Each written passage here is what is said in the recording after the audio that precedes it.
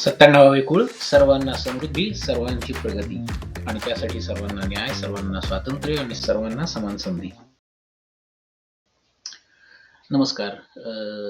52व्या भागात आपलं स्वागत आहे. आपल्या चॅनलचं आपण नाव बदललं. ते का बदललं हे थोडक्यात सांगू आणि नवीन नाव आपण 97 कुळीपासून विकसित भारत असं नाव केलं आणि विकसित भारतासाठी बहुजनवाद अत्यावश्यक आहे. इतकंच नाही तर तो सेंट्रल आहे. त्याशिवाय भारत विकसित होऊ शकत नाही. तर हा नव्या पद्धतीचा बहुजनवाद कसा असायला हवा, हा आपण पहिला विषय बोलू. आणि दुसरा विषय आहे आज की अडाणी त्याच्याविरुद्ध न्यूयॉर्क कोर्टाच्या एका न्यायाधीशाने पुन्हा एकदा ते सांगितलं की ती काही केस अजूनही रद्द झालेली नाही. तर असं अमेरिकेत कसं घडू शकतं की केंद्र सरकार म्हणते की ती केस नको, बंद करा, कॅन्सल करा, पण एक न्यायाधीश ते अडवतोय. तर अमेरिकन न्याय व्यवस्था सुद्धा एक आगळी वेगळी आणि फारच प्रभावी आहे. तर ती कशी काय काम करते याबद्दल आपण बोलूयात. तर पहिली गोष्ट म्हणजे आपलं नाव विकसित भारत. मला असं वाटतं की पहिल्यांदा मी ते 97 कुळी हे जे नाव ठेवलं होतं, तर त्यावेळी मला असं वाटतं की 97 कुळीचा आशय हा आहे की आपापली कधीतरी एकदा त्या फडणवीसने कधीतरी टीका केली होती की 96 कुळी. तर त्या फडणवीसचे धंदे हे सगळे असेच होते की लोकालोकात भांडणं लावायची की मराठा माळी, मराठा दलित, हिंदू मुस्लिम असे सगळे हे सगळे जे भांडण लावायचे हिंदुत्ववादी उद्योग आहेत, तो फडणवीस त्याच्यामध्ये पहिल्यापासून आघाडी करतो. नागपूरचा टाग्या आहे. As far as I am concerned, that's how I have seen him. आणि तो बोलतो कसा, तो म्हणजे कंप्लीट महाराष्ट्राला म्हणजे एक कलंक आहे as far as I am concern. तर त्याच्या बोलण्यात मी खूप पूर्वी एकदा तो पहिल्या त्याची जी टर्म चालू होती, त्या काळामध्ये तो फार हे 96 कोळी 96 कोळीच्या विरुद्ध बोलायचा. कमीत कमी मी तरी नक्कीच ऐकलेलं आहे 1-2दा. आणि I said, you know what what nonsense. पहिली गोष्ट 96 कोळी हा जो काही प्रकार आहे मराठा जातीमध्ये, एक तर 96 नंबरच बघा. 96 काही एक नाहीये की असं काही कुठलं एक गांधी घराणं आहे किंवा अमुक तमुक घराणं आहे, असं एक नाहीये. ते 96 आहेत. आणि ते ती 96 कोळी सुद्धा महाराष्ट्रामध्ये थोडे थोडके नाही तर 2-1 कोटी लोक आहेत. म्हणजे ऑलमोस्ट मराठ्यांमधले कमीत कमी निम्मे लोक 96 कोळी असतील किंवा फार तर फार कमीत कमी 1/3 तर नक्कीच. त्यामुळे म्हणजे ते 96 कोळीला काही खरं काहीही अर्थ नाहीये. पण हे तर तो काय, हे ह्यांचे उद्योग, संघ, हिंदुत्व यांचे उद्योग, भांडणं लावणं हा उद्योग आहे. तर म्हणून मग आपल्या या चॅनलचं नाव दिलं 97 कोळी. कारण तुम्ही the way we have run Maharashtra, मागची एक 70-80 वर्ष ज्या पद्धतीने महाराष्ट्र राज्य चालवलं गेलेलं आहे, त्याच्यामध्ये आपण सगळ्यांना बरोबरी घेऊन ते राज्य चालवायची ही कोर फिलॉसॉफी होती. त्याच्यामध्ये ना करप्शन होतं, त्याच्यामध्ये गुन्हेगारी होते, त्याच्यामध्ये चुकीच्या गोष्टी घडतात, यात काहीच वाद नाही. पण आपण जर आपला गाभा बघितला की ज्याचा आपल्याला अभिमान वाटायला हवा. महाराष्ट्र राज्य हे भारतातले एकमेव राज्य आहे की ते सर्व जाती धर्माचे लोक मुख्यमंत्री होऊन गेले, मंत्री होऊन गेले. आजही महाराष्ट्रात वेगवेगळ्या पदांवरती सगळ्या जातीचे लोक जे दिसतात, तसे कुठल्याही राज्यात दिसत नाहीत. तुम्ही माझ्याकडनं हे लिहून घ्या. कुठल्याही भारतातल्या बहुतेक राज्यांमध्ये सत्ता ही नुसत्या उच्चवर्गीयांनीच नाही, तर मी तुम्हाला जातीनुसार सांगतो, ब्राह्मण, बनिया आणि सीकेपी किंवा सीकेपी इक्विव्हॅलंट त्या त्या राज्यात जे आहेत, फक्त त्यांची सत्ता आहे. महाराष्ट्र एकमेव राज्य आहे की जिथे तुम्हाला आता बऱ्यापैकी अगदी टॉप लेव्हलपर्यंत दलित आणि ओबीसी तुम्हाला दिसतील. मराठा तर होतेच, कारण सत्ताच मराठा म्हणजे राज्यच मराठा साम्राज्य होतं. त्यामुळे मराठी नाही असं होणारच नाही. पण त्यांच्या व्यतिरिक्त आता ती सत्ता शाहू महाराजांचाच नाही, छत्रपतींचा आदर्श आहे.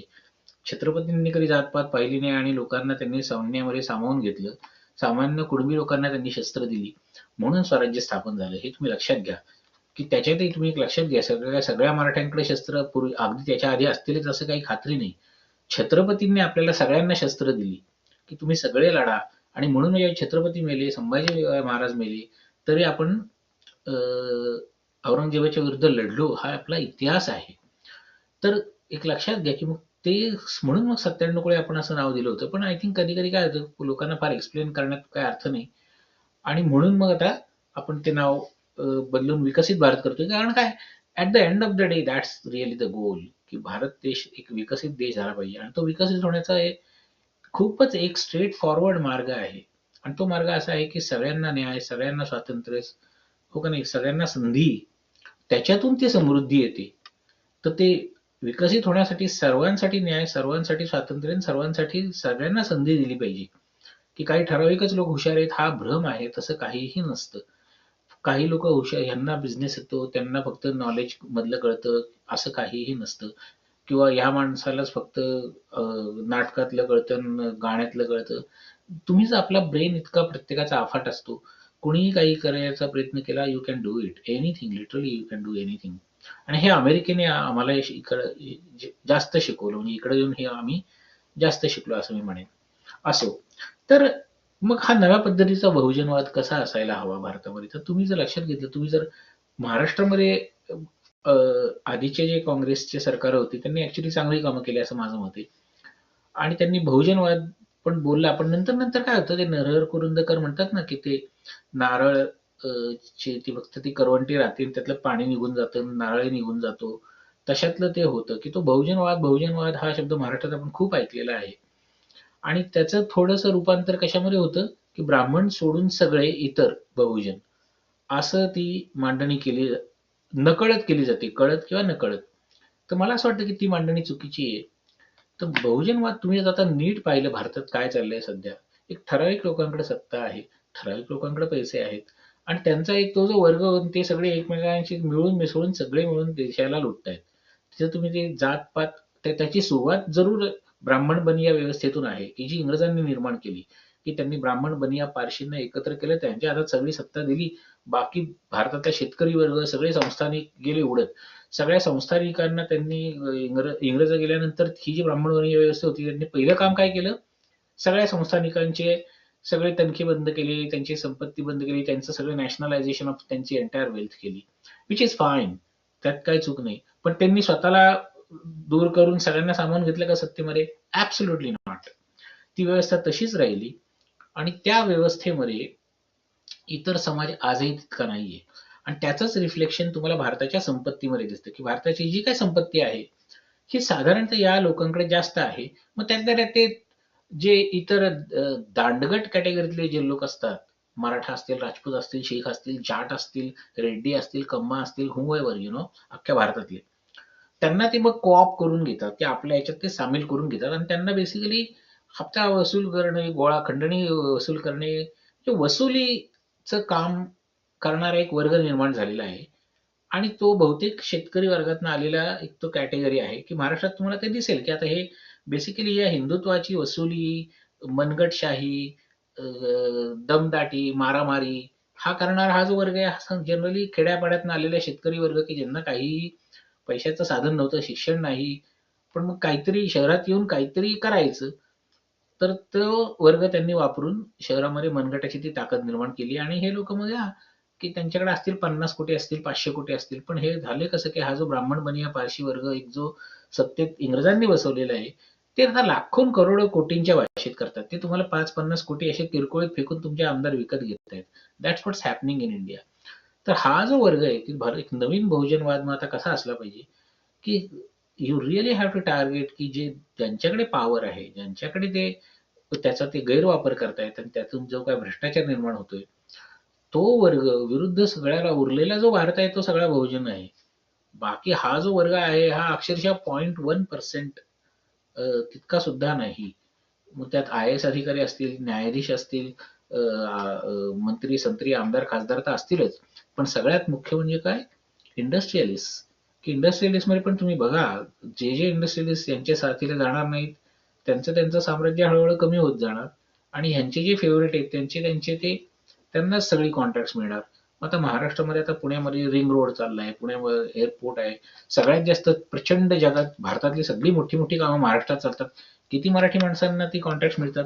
आणि जर महाराष्ट्रामध्ये जर आधीच्या काँग्रेसने खरंच खूप भ्रष्टाचार केला, तर मग सांगा बरं त्यातलं का नाही दिसत ते सगळे त्या कंपन्यांचे मालक सगळे मराठी सोडा, मराठा लोकं का दिसत नाहीत? तर हे you really have to understand it की ॲक्चुअली द ट्रुथ इज की आपल्या लोकांनी तेवढा भ्रष्टाचार केलेला नाहीये. आणि डझंट मीन की भ्रष्टाचारच केला नाहीये. भ्रष्टाचार केलेला आहे. पण मला म्हणायचंय की हे जे मुख्य भारताचं सगळ्यात जास्त गढूळ वातावरण हे दिल्लीत आहे. आणि तिथे ती जी सत्ता आहे ती सत्ता उखडून फेकल्याशिवाय भारत अ, विकासाच्या मार्गावर जाणं खूप कठीण आहे. कारण आता तिथे काय चाललेलं आहे, हिंदुत्वाच्या नावाखाली संपूर्ण भारतीय संपत्तीचं आणि सत्तेचं क्रिमिनलायझेशन आणि करप्शन, तर 2 गोष्टीच आहेत तिथे. एक म्हणजे क्रिमिनॅलिटी चालू आहे, की काहीही करून सत्ता टिकवणं आणि त्यासाठी वाटेल ते कायदे मोडणं, खून खराबा, लाच देणं, आमदार पळवणं, हो का नाही? हे चाललंय. वाटेल तसे नियम बदलणं, की आता पासपोर्ट हा तुमच्याकडे पासपोर्ट आहे म्हणजे तुम्ही सिटिझन आहात असं काहीही नाही. हे एक चाललंय. आणि दुसरी गोष्ट काय चालली आहे, की अ, ओरबाडणं संपत्ती, की जी कामं करा नाहीतर नका करू, पण ते अ, जे काही कॉन्ट्रॅक्ट आहे ते कॉन्ट्रॅक्टरला एवढे पैसे दुप्पट, तिप्पट, पाचपट भावाने मिळणार, की काहीतरी छोटंसं काम करणार पण त्याच्यासाठी जे अदरवाईज ₹1 ची किंमत आहे ते ₹5 देतील आणि महापालिकेच्या अधिकाऱ्यांना त्यातली तो लाच देणार, स्वतःच्या खिशात टाकणार आणि ते काम जनतेचा पैसाच पूर्ण वाया जाणार. हे सगळीकडचं चित्र आहे. आणि वेगवेगळ्या स्तरावरती आपण त्याचं इन्स्टिट्यूशनलायझेशन केले. मग त्याचे आपण चॅनल्स क्रिएट केले, की तुमच्या आय-ए-एसची एक परीक्षा आहे. ती परीक्षा तुम्ही पास करा. ती पास केली की तुम्ही ते ठेकेदार होता. तुम्ही त्या जिल्ह्याचे ठेकेदार होता. आणि त्या जिल्ह्यात जेवढं काही करप्शन चालतं सगळीकडे तुम्हाला माहिती असतं. ती सिस्टम कशी वर्क होते तुम्हाला माहिती असतं. म्हणून तुम्ही तिथे आय-ए-एस ऑफिसर आहात. ही तुमची लायकी. That's just a fact. आणि हे आय-ए-एस ऑफिसरच नाही तर कमिशनर असेल, असिस्टंट डी-जी-पी असेल, आय-जी असेल, हू केअर्स? सगळीकडे प्रत्येक ही गव्हर्नमेंटची अख्खी सिस्टम त्यांनी वरपासून खालपर्यंत तशीच भ्रष्ट करून टाकलेली आहे. कुणी? पुन्हा पुन्हा मी ते सांगतोय. ब्राह्मण बनिया व्यवस्था जी इंग्रजांनी निर्माण केली ती तोडून फोडून टाकल्याशिवाय भारत विकसित होणार नाही. आणि त्यासाठी नवीन बहुजनवाद म्हणजे काय तर ही व्यवस्था सोडून उरलेले सगळे. मग त्याच्यात ऑफकोर्स जातीनी ब्राह्मण आणि जातीनी बनिया लोक पण असतीलच ना, की जे ऑर्डिनरी सामान्य नॉर्मल माणसं आहेत की जे त्यांचं त्यांचं प्रामाणिकपणे काय असेल ते काम करतायत जिथे कुठे आहेत ते.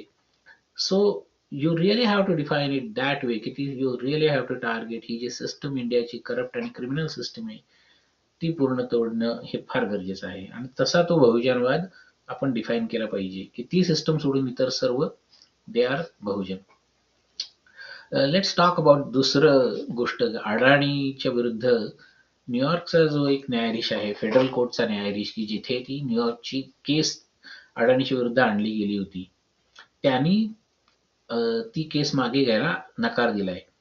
त्यांनी ट्रम्प सरकारकडे स्पष्टीकरण मागितलं, की ही केस का मागे घ्यायची? तर तुम्हाला थोडक्यात सांगतो केस काय आहे, काय झालं आणि ही सिस्टम अमेरिकेची कशी काम करते ते फार इंटरेस्टिंग आहे. केस अशी आहे, की अडाणींनी काय केलं, की अमेरिकेत पैसे उभे केले. मग अमेरिकेत उभे केले म्हणजे अमेरिकन लोकांनी कोणीतरी गुंतवले. कोणतरी ते असणारच ना गुंतवणारे. मग ते जे पैसे आहेत, ते पैसे घेऊन त्यांनी अ, भारतामध्ये लाच द्यायचा प्रयत्न केला, असा आरोप आहे. आणि अमेरिकन कायद्यानुसार कुठेही लाच देणं ही हे क्रिमिनल आहे. It's a crime, federal crime. लाच देणं बिझनेससाठी कुणीही कोणाला लाच देणं हे फेडरल क्राईम आहे. त्यानुसार त्याच्यावरती ती केस झाली. मग आता ते दिली का नाही दिली ते सिद्ध झालं का नाही झालं ती कोर्टात ती केसच अजून उभी राहिली नाहीये. ते नुसतंच ती कोर्टात ती केस दाखल झाली पण केस उभी नाही राहिलेली आहे. उभी राहायच्या आधी ते there is something called as grand jury. तर अमेरिकेत काय होतं, की मग त्या कोर्टामध्ये मग ते ग्रँड ज्युरी म्हणजे एक सामान्य माणसांना 15 लोकांना ते 100-50 लोकांना ते पत्र पाठवतात, की केस या दिवशी असणार आहे. तुम्ही कोर्टात येऊन हजर राहा. तुम्हाला आम्ही पुरावा दाखवतो आणि मग तुम्ही सांगा, की या केसमध्ये तथ्य आहे का नाहीये आणि मग त्याच्यानुसार ती केस पुढे जाईल किंवा नाही जाईल. तर पहिलं ज्युरी म्हणजे काय, की सामान्य माणसं असतात ती. त्यांना निवडलेलं असतं.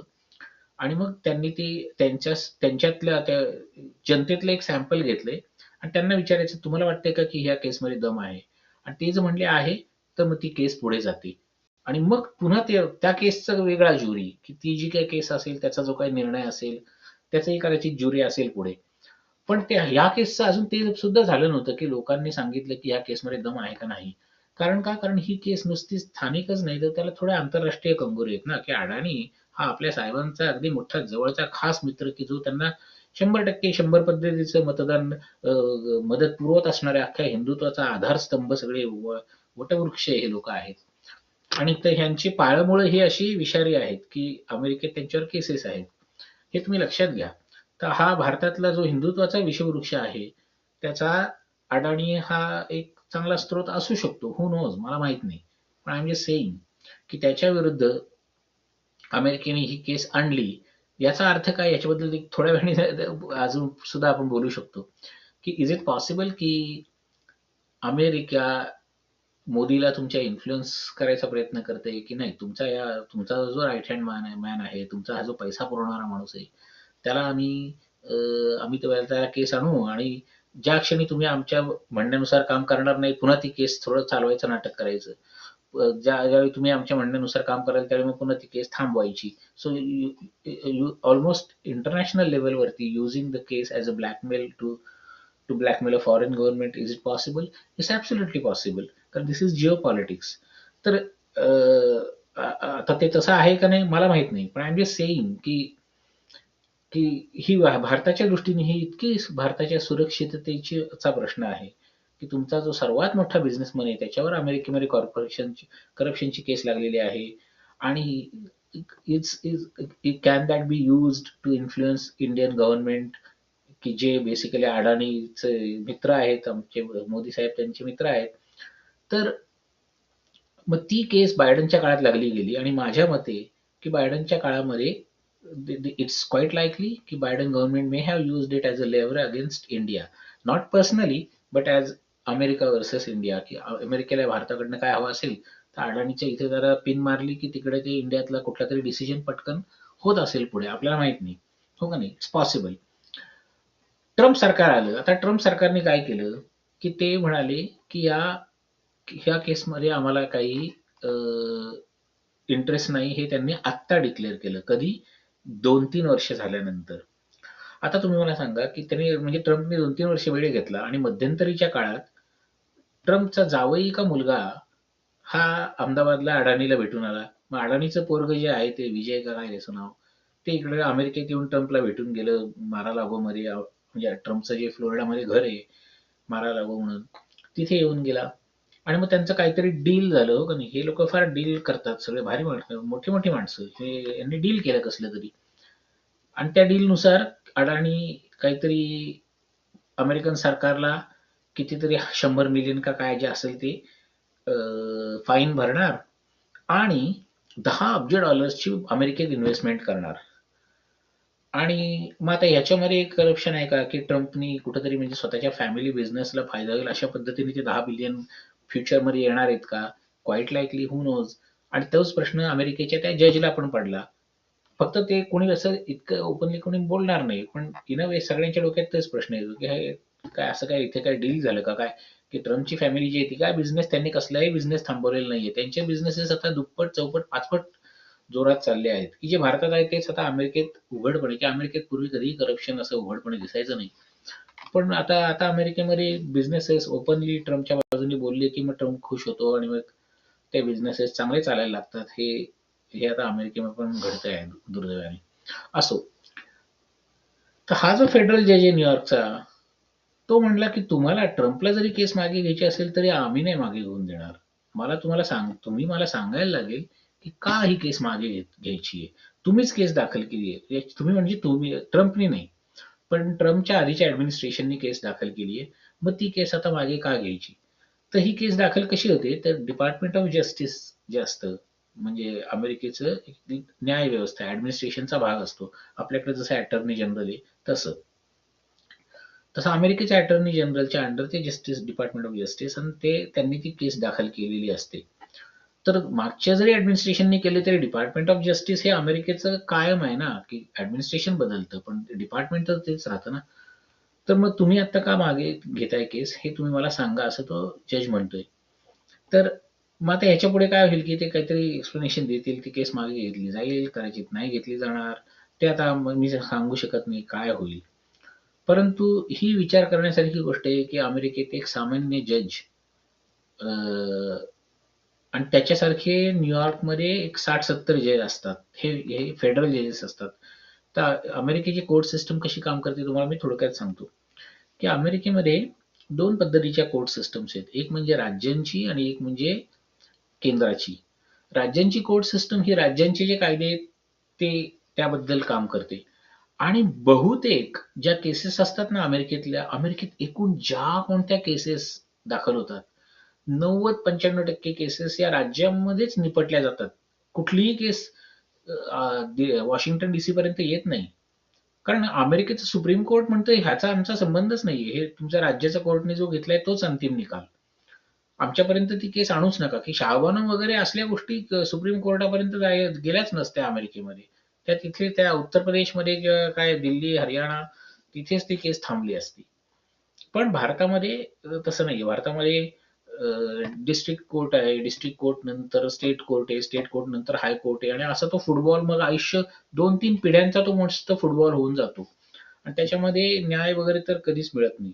अमेरिकेत तसं नाही. अमेरिकेमध्ये स्टेटची एक सिस्टम आहे. त्या सिस्टम मध्ये जे असेल तेच घडणार.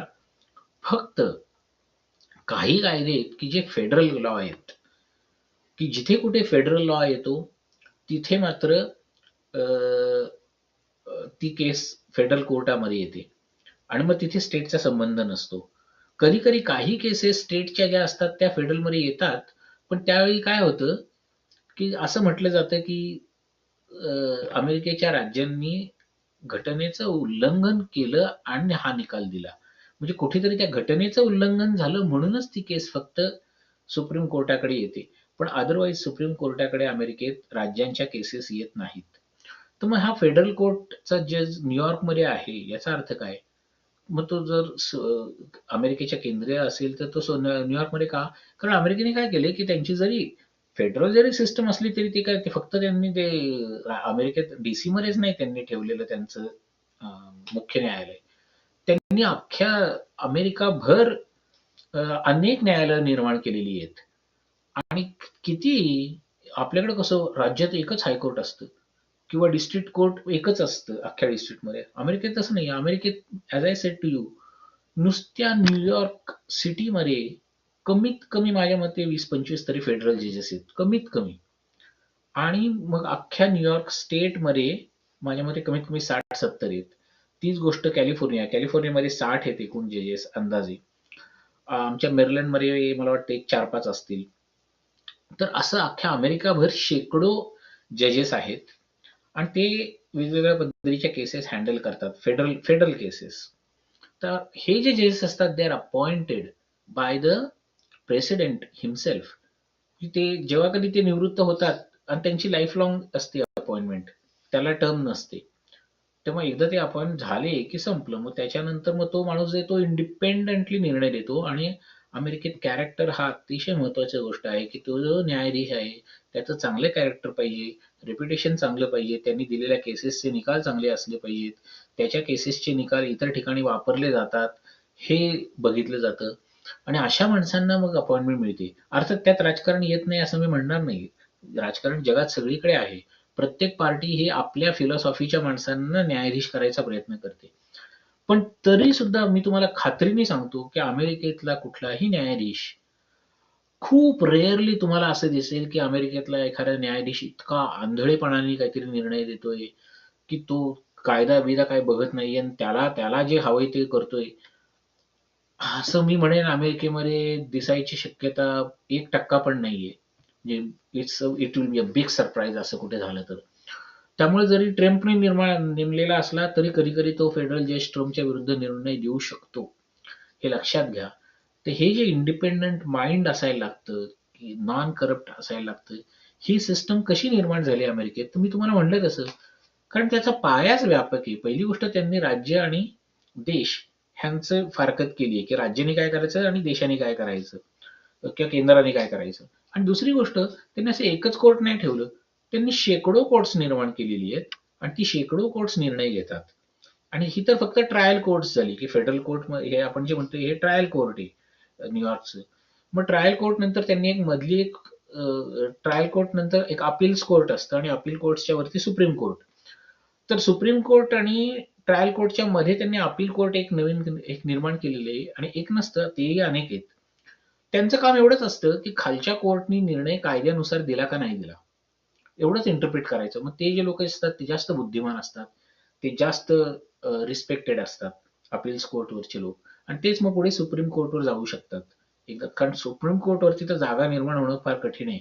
सुप्रीम कोर्टवर फक्त अमेरिकेच्या 9 लोक आहेत आणि त्या 9 मधले तो माणूस मेल्यानंतरच ती जागा निर्माण होते. त्या रिटायरमेंट हा प्रकार नाही अमेरिकेमध्ये. आणि हे का केलंय, की सुप्रीम कोर्टच्या माणसांनी न्याय देताना कुणालाही न घाबरता न्याय द्यावा, ही अपेक्षा आहे. आणि आत्तापर्यंतच्या अमेरिकेच्या इतिहासात अतिशय गौरवशाली परंपरा आहे अमेरिकेच्या न्यायाधीशांची. थोडे अपवाद सगळीकडे असतात, पण अमेरिकन कोर्ट्सच्या इतकं सुंदर गोष्ट जगात दुसरी नाही, हे मी तुम्हाला खात्रीने सांगू शकतो. तर मग हे जे अपील्स कोर्ट्स आहेत, अपील कोर्ट्सचं काम काय आहे, की ट्रायल कोर्ट्सनी, खालच्या कोर्ट्सनी दिलेले निर्णय तपासून बघायचे आणि जर ते त्यांना ग्राह्य वाटले, तर मग ते म्हणतात की नाही, खालच्या लोकांचा निर्णय हा चुकीचा आहे, तो बदलायला पाहिजे. आणि मग ते ते ते निर्णय तो बदलू शकतात किंवा मग नाहीतर मग पुन्हा मग सुप्रीम कोर्टकडे ते रिफर करू शकतात असं. तर मग अमेरिकेत ही ही जी मी तुम्हाला सांगतो, की ही जी सिस्टम आहे, की अनेक न्यायाधीश, अनेक कोर्ट्स, सगळ्यांचं सेपरेशन, की तुम्ही काय केसेस बघायच्या, यांनी कुठल्या केसेस बघायच्या. मग त्या जजेसची जी अपॉइंटमेंट केली जाते ती त्यांचं कॅरेक्टर बघून केली जाते. त्यांचं काय म्हणायचं त्याला, काम बघून केली जाते.